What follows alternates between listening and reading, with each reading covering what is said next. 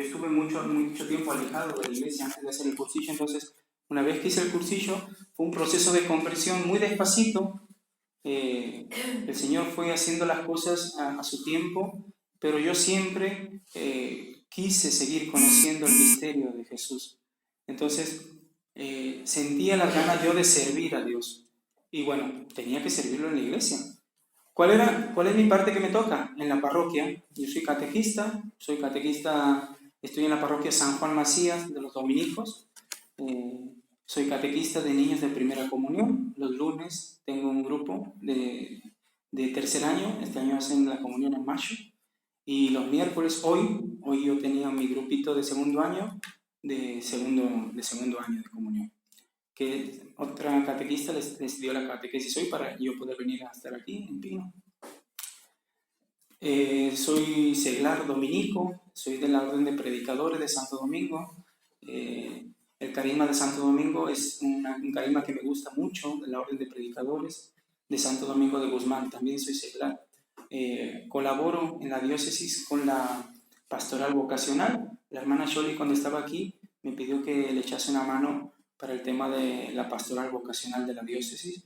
Y bueno, la hermana Sholi se fue, pero nos seguimos reuniendo para ver cómo podemos organizar para que los jóvenes, la gente, sobre todo los jóvenes, se pregunten, ¿no? Se pregunten qué van a hacer de su vida. Ayudar a la gente a discernir su vocación. También estoy en la Capilla de Adoración Perpetua Eucarística de Cáceres. Soy coordinador de un par de horas y ahí también estoy echando la mano en lo que se pueda, a medida de las posibilidades que uno tiene, a medida del tiempo que uno tiene. Si puede echar una mano, siempre es bueno. Todos somos un pedacito de semillita que podemos ir sembrando en lo que uno respecta en esta particular iglesia que tenemos, que es la iglesia local que tenemos ahora, que es nuestra diócesis de Coria, Cáceres. Ahora bien, la iglesia, esto es lo que más me gusta a mí, porque yo antes, por ejemplo, no leía la Biblia. Yo toda mi vida he sido católico, pero no leía la Biblia. He empezado a leerla a conciencia hace no más de 2 años. Y les digo que me ha dado una gran alegría el saber que la Iglesia Católica está bien fundamentada en las Sagradas Escrituras. Bien, hay muchas citas en las que podemos ver en las Sagradas Escrituras que Jesús instituye una iglesia, la suya, la de Él, una, porque ahora hay muchas iglesias que han salido, pero Jesucristo tiene una sola, que es la Iglesia Católica, la de Él. Lo sabemos por varias cosas. Primero, por fundamento bíblico y también por tradición. Voy a dar algunas citas para que veamos. Efesios capítulo 1, versículo 22. Efesios capítulo 3, versículos del 8 al 10. Efesios capítulo 5, versículos del 30 al 33. Aquí vamos a ver a San Pablo escribiéndole cartas a la iglesia de Éfeso. Voy a leer la primera. Dice: y todo lo puso bajo sus pies. Está hablando de Cristo, de Jesús. Y lo dio a la iglesia como cabeza sobre todo. Y el versículo 23 dice: ella es su cuerpo, lo que decía José Luis. Jesucristo es la cabeza y el cuerpo místico de Jesucristo es la iglesia. Ella es su cuerpo, plenitud del que lo llena todo en todos. ¿Quién es el que lo llena todo en todos? Jesucristo. ¿Dónde se cumple esa plenitud? En su cuerpo místico, que es la iglesia. Eso lo escribe el apóstol San Pablo, que era un perseguidor de la iglesia. Hace poco hemos tenido la ultrella de San Pablo. Pablo perseguía a la iglesia de Cristo. Y aquí le está escribiendo a los efesios que todo lo puso bajo sus pies y lo dio a la iglesia como cabeza sobre todo. Ella es su cuerpo, plenitud del que llena todo en todos. En el capítulo 3 de Efesios dice: así, mediante la iglesia, los principados y potestades celestes conocen ahora la multiforme sabiduría de Dios. Miren qué lindo. Todas las muchas sabiduría de Dios, todas las que hay, se conocen a través de la iglesia. carismáticos, cursillistas, catecúmenos, legionarios, focolares, tanta riqueza que tiene la iglesia para sembrar la semilla, para predicar el evangelio. Todas las muchas formas de la sabiduría de Dios se pueden ver a través de la iglesia. Y en Efesios 5, capítulo 5, versículos del 30 al 33, no lo he escrito, pero eso para que lo busquen en casa en la Biblia. Aquí hace una comparación muy bonita, porque habla del matrimonio. Dice, el hombre dejará a su padre, su madre se unirá a su mujer, y los dos serán una sola carne. Este misterio, dice San Pablo, el misterio del matrimonio, lo refiero al de Jesucristo y la iglesia. O sea, no podemos separar la cabeza del cuerpo. No podemos separar a Jesucristo de la iglesia.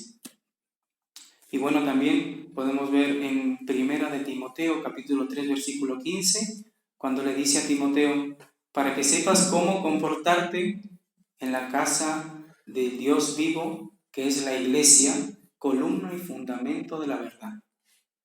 Sabemos que Jesucristo es el camino, la verdad y la vida.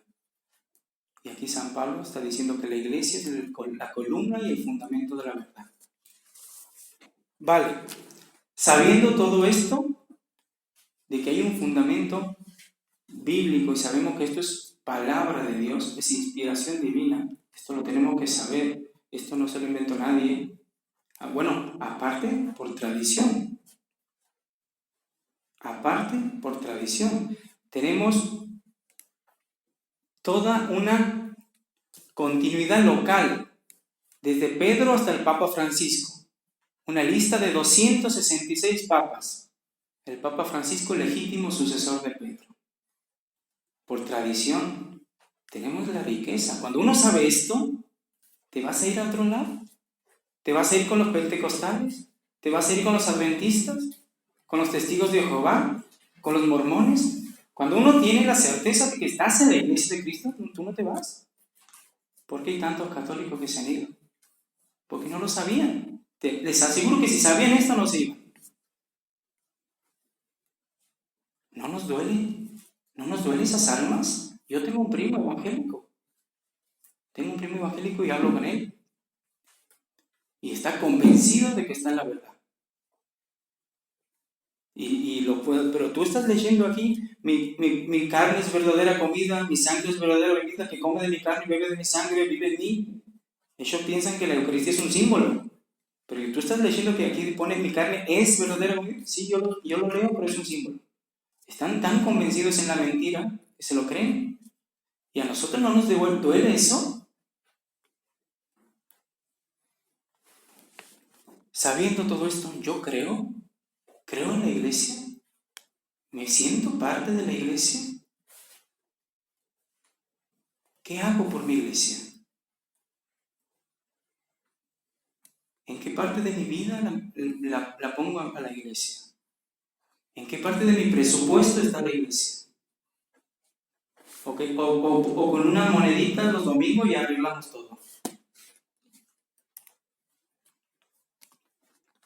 Hay una parte del credo que dice, creo en la iglesia que es una, santa, católica y apostólica. Y aún a muchos católicos esta parte les hace ruido, no se lo creen todavía.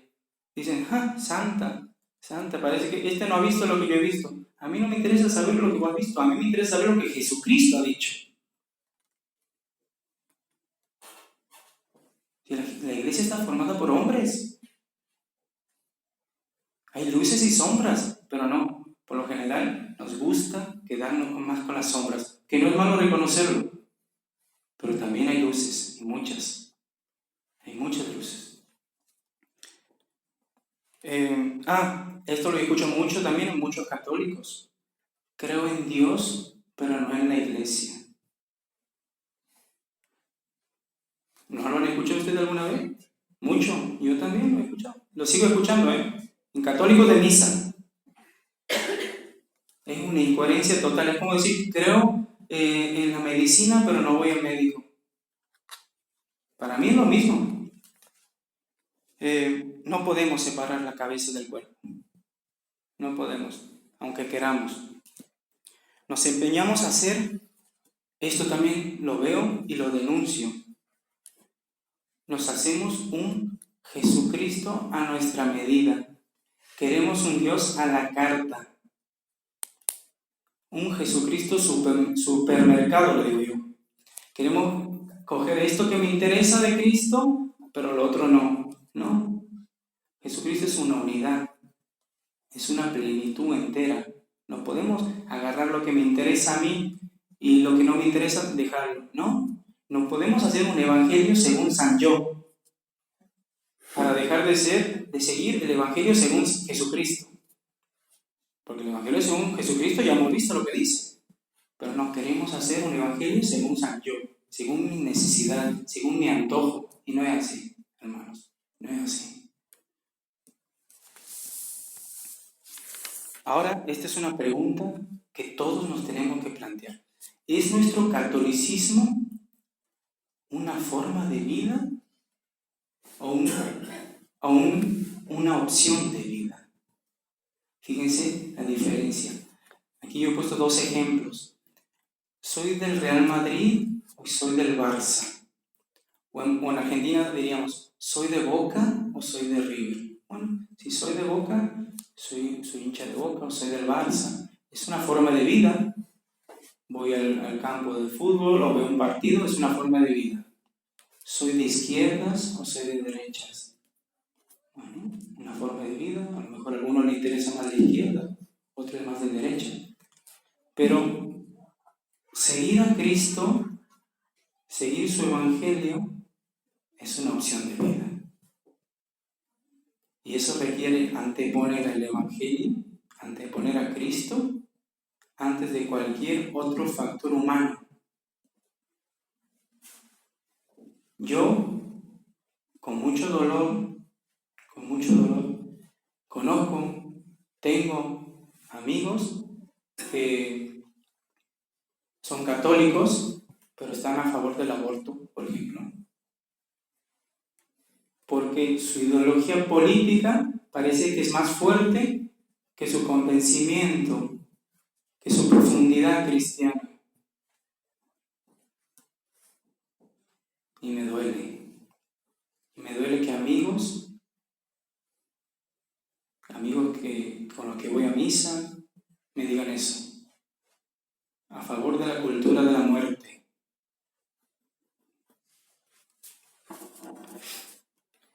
Me pasó, quiero contar una cosa que me ha pasado.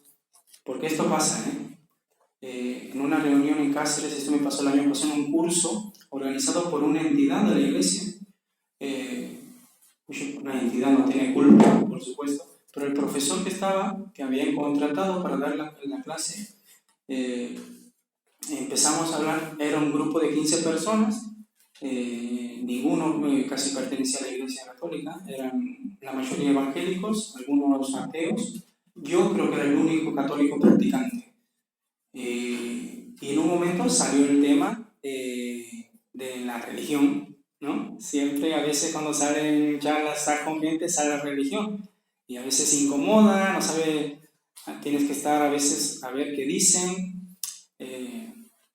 Y en un momento el profesor que llevaba una cruz por lo menos más grande que la mía, esta cruz me la regaló mi párroco, así una cruz llevaba. Y dice, pues yo creo que Jesucristo tiene que haber sido, sí tiene, como era un hombre, tiene que haber tenido un romance con María Magdalena, así, sin más. Digo, ¿cómo me dices esto? Y sí, y como excusa me decían, es que lo había visto en una novela o en una película. ¿De verdad eso? Y así tantos debe haber, ¿eh? Y así cuántos deben haber y decir barbaridades dentro de un curso organizado por una entidad de la iglesia que no tiene culpa, no saben, han puesto un profesor que no está formado, digamos, y decirles, bueno, obviamente yo le he dicho, mira, yo no estoy de acuerdo con esto, no estoy de acuerdo por esto, por lo menos, y he puesto una queja además, para ser una entidad católica, por lo menos que el profesor esté formado en cuanto a magisterio o algo. Pero, y me dice el chico, yo sí soy católico. Sí, claro, tú eres católico porque dice que eres católico, porque lleva una cruz, cree que ya... O sea, no profundizamos, no hay una sinceridad de nuestra parte, no hay un querer buscar, seguir buscando la verdad, de seguir profundizando en el misterio de Jesucristo.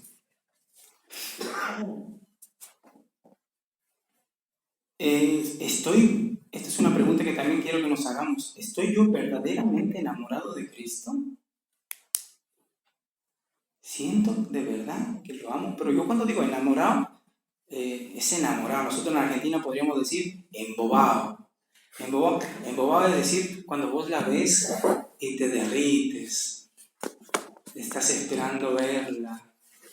¿Estamos así por Cristo?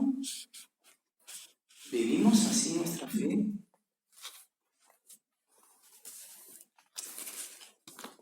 Del Cristo del Evangelio. Del Cristo del Evangelio. No del Cristo que quiero hacerme a mi antojo.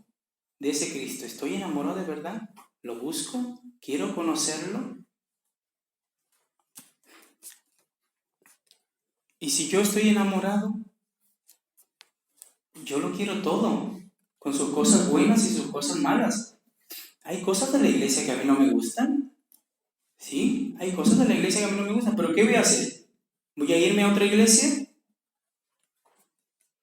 ¿Voy a irme con los pentecostales? A donde pueda ir sentir bonito con una buena música y sentirme algo. ¿Voy a apostatar de la fe? Voy a hacer un ejemplo. Hay cosas de mi esposa que a mí no me gustan y seguramente yo tenga cosas que a ella no le gustan. ¿Qué voy a hacer? ¿Voy a dejarla y me voy a ir con otra? Cuando uno está enamorado, no se conforma ni con mucho ni con poco, sino que lo quiere todo. Y todo es todo, lo bueno y lo malo. Pues yo amo a Cristo, yo amo a mi Señor, yo quiero servirle, yo quiero estar en su iglesia. Y si hay que cambiar las cosas, las cambio, pero desde adentro. Y dejar de dividir. La división no es buena. Hay católicos, hermanos, hay católicos que les gusta meter la mano en el estiércol. Cae un pecador en la iglesia y ya, hasta no verlo pisoteado no paramos. Pero ¿cuántos sacerdotes santos hay? ¿Cuántos seglares que se dejan la vida por Cristo hay? Hay muchísimos, pero de eso no hablamos. A mí me gusta hacer la comparación del avión, que lo vi una vez y me gustó mucho. ¿Cuántos aviones hay volando todos los días? Pero cae uno y es noticia. Además, esto no nos tiene que sorprender. ¿Quién fue la primera iglesia de Jesucristo? ¿Cuántos eran? 12. De los 12, a la hora de la verdad, todos lo dejaron. Uno lo traicionó, otro lo negó. O sea, de 12 había un Judas. ¿Cuántos sacerdotes habrá en España? 800. ¿A cuántos Judas tocamos? Lo sabrá. También habrá. ¿Qué voy a hacer? ¿Pisotearlo? No. Rezar por él, por su conversión. ¿Acaso yo soy perfecto? ¿Acaso mi vida es perfecta? Si yo amo al Señor, yo lo amo todo, con lo bueno y con lo malo, porque es la iglesia que Él dejó. Está formada por hombres de carne y hueso, sienten alegría, sienten tristeza, lloran, ríen. Bueno, invitar a una reflexión, a conocerlo. Tenemos que conocer nuestra fe, tenemos que formarnos. Ahí tenemos los sacerdotes, aprovechemos los sacerdotes que tengamos cerca para sacarnos nuestras dudas, para darnos respuestas. A mí me gusta mucho y me gustaría mucho que los sacerdotes, por ejemplo, explicasen la misa. A veces yo no sé si la gente que viene a misa sabe lo que hace o sabe lo que dice. No sé. Ojalá que los sacerdotes también nos ayuden a que nos formemos. Pidamos ayuda, no nos quedemos en el conformismo. Miren, ahora me voy a meter un poquito con los sacerdotes, ¿no? Me voy a meter. Yo me acuerdo la primera vez que llegué a Cáceres, al primer sitio que me llevaron fue a la montaña, al santuario. Entré a misa, justo había misa, y duró media hora.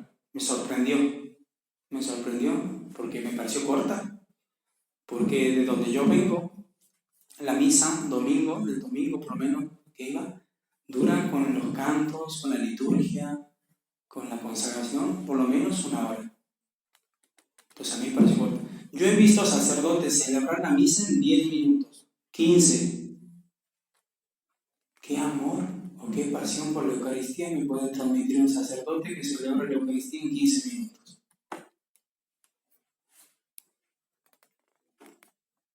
Pero también los entiendo porque están ahí el pueblo y si a uno no le suena el móvil, el otro está mirando el reloj, todavía no ha dado la bendición al sacerdote y ya está saliendo a coger el coche, termina la misa y todo parece un corral de gallos. No hay momento para la contemplación, no hay un momento de recogimiento.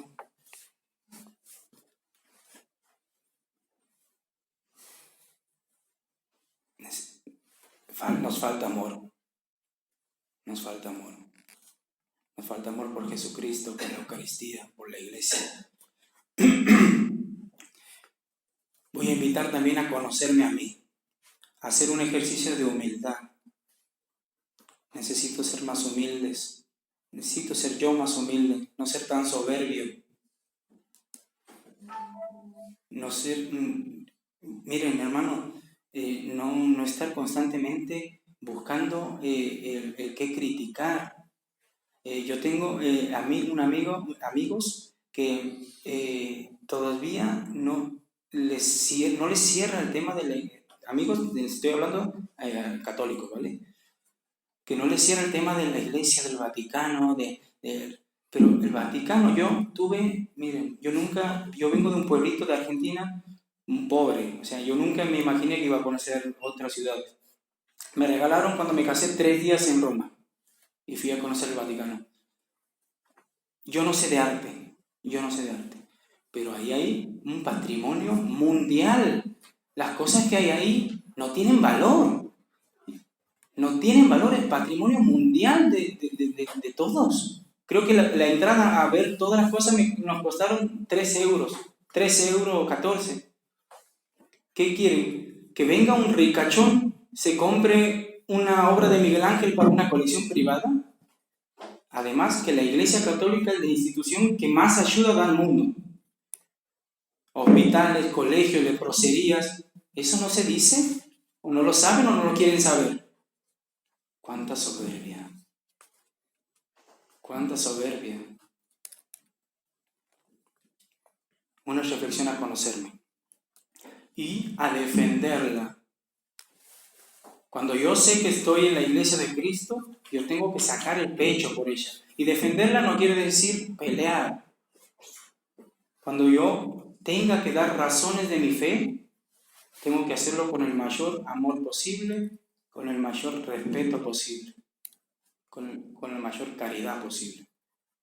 ¿Vale? No significa defender mi fe, defender a la Iglesia no significa pelear, ¿vale?